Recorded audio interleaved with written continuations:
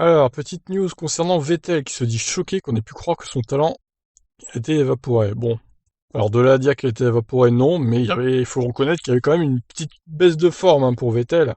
Cette belle troisième position acquise au finish doit aussi beaucoup à un premier tour de folie du pilote Ferrari. Parti 11e et était rapidement troisième. Comment a-t-il donc fait alors qu'il avait les mêmes pneus que tout le monde? Oui, oui, c'était un bon départ. Je pense que je m'attendais juste à ce que ce soit très très glissant en trajectoire. Je n'étais pas de ceux qui ont essayé au premier virage. Alors je pense qu'il était bon d'avoir l'air libre.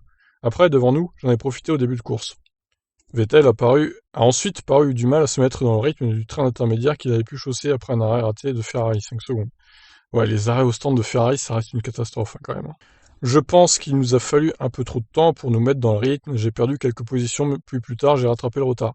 Oui, j'ai eu une bonne bataille à ce moment-là avec Lewis pendant quelques tours, et après, les nouveaux inters ont du graining très rapidement, et je pense que dans cette partie de la course, j'étais peut-être trop conservateur. Sinon, j'aurais pu être encore mieux placé. Dans les derniers virages, Vettel a dépassé Leclerc, qui a commis une erreur en voulant l'emporter sur la Racing Point de Pérez. Sergio était vraiment à la limite. Je ne pense pas qu'il avait même un autre tour sur ses pneus, donc c'était vraiment serré. Il était à l'agonie, Pérez. Il fallait vraiment que ça se termine. J'espérais aussi avoir un avantage sur la motricité. De toute évidence, Charles a fait cette erreur et c'était très serré pour nous trois. C'était un après-midi amusant. Vettel regrettait que Ferrari ne lui ait pas fait chausser des tendres cycles en fin d'épreuve. Selon lui, la victoire a été possible. Mais bien sûr, et après il avait qu'à le demander aussi, pourquoi il a pas demandé lui?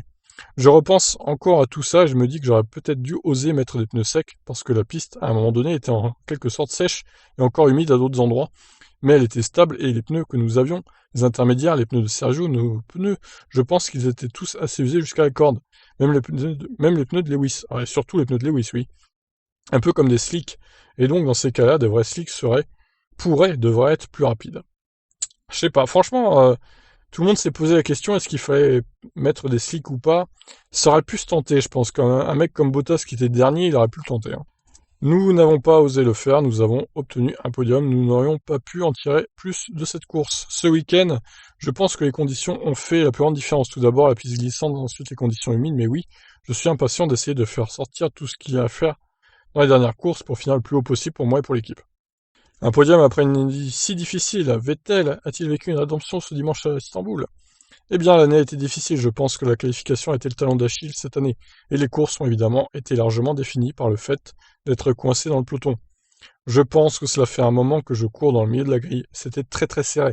Et même si vous aviez un meilleur rythme, parfois, vous ne pouvez pas vraiment vous montrer. Donc c'est difficile, mais je pense que nous attendons avec patience les deux dernières courses et espérons des améliorations. Et quand un journaliste lui demande s'il a prouvé qu'il était toujours le Vettel quadruple champion du monde, ce dont une partie des observateurs pouvait douter, le pilote Ferrari répond en étant très interloqué. Je suis un peu choqué par la façon dont vous avez formulé votre question. Je ne pense pas, eh bien, la F1 est un monde qui vit très vite. Nous conduisons les voitures les plus rapides. Et vous êtes toujours jugé sur votre dernière course. J'ai dit que nous avons eu une saison difficile. Il y a des moments où j'ai certainement pas été au top de ma forme. Mais je ne doute pas que je puisse faire du bon travail dans la voiture et je n'ai pas l'impression que quelque chose ait changé. Donc je suis un peu surpris. Mais je vous remercie. Cette conclusion, quoi. Donc on poursuit avec un dernier article concernant Binotto. L'Allemand a une solution pour réitérer les performances. Si à la prochaine course on ne marque pas autant de points, peut-être qu'il faudra laisser Mattia Binotto à la maison plus souvent. Et bim, Mattia Binotto.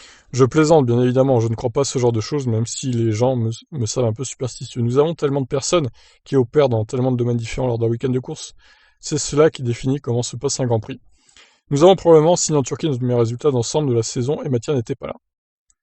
Vettel a compté sur Laurent Mekies comme directeur sur cette course et ça n'a pas changé grand-chose sur lui, selon lui. J'ai déjà travaillé directement avec Laurent il y a 12 ou 13 ans chez Toro Rosso et je pense que nous avons parcouru un long chemin depuis tous les deux. Oui, il a bien pris soin de nous avec Mathia qui n'est pas là. Peut-être que c'est lui qu'il faut en fait, Laurent Mekies tout simplement. Mathia il sert à rien en fait.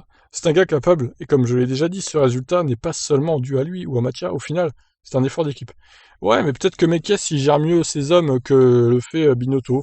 Après, je sais pas, je suis pas dans l'équipe pour juger, mais d'extérieur, c'est ça qu'on dirait quoi. Hein. Ça donne cette impression. Il y a tellement de choses qui doivent s'unir pour passer un bon week-end, évidemment. Nous avons aussi bien profité des conditions probablement de la surface de la piste et aussi des conditions humides. Nous espérons toutefois finir au mieux et avoir encore 3 bonnes courses pour terminer la saison. Ouais, bah du coup, prochaine course, ce sera Bahreïn, hein, dans 13 jours, vous avez le décompte en haut là. Et on finira par 3 courses qui seront rapprochées d'une semaine toutes. Bahreïn 2, une semaine après, et Abu Dhabi, une semaine après Bahreïn 2. Ça va être intéressant à suivre ces 3 dernières courses, qui seront en triple leader du coup. Voilà pour Vettel et Ferrari. Je vous laisse réagir. Est-ce que, selon vous, Mattia Binotto doit dégager? Parce que visiblement, quand il est pas là, bah, ça se passe beaucoup mieux pour Ferrari. Allez,